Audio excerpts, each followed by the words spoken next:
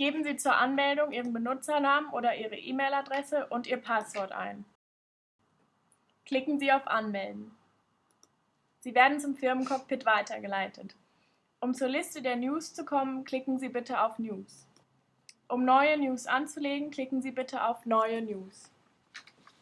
Sobald die Lightbox erscheint, geben Sie zuerst den Titel Ihres Artikels ein und wählen Sie die Sprache. Außerdem können Sie einen Teasertext und den Volltext und Synonyme eingeben. Alle Felder mit einem roten Sternchen müssen immer ausgefüllt werden. In dem Tab Datei Upload können Sie nun ein Foto hochladen.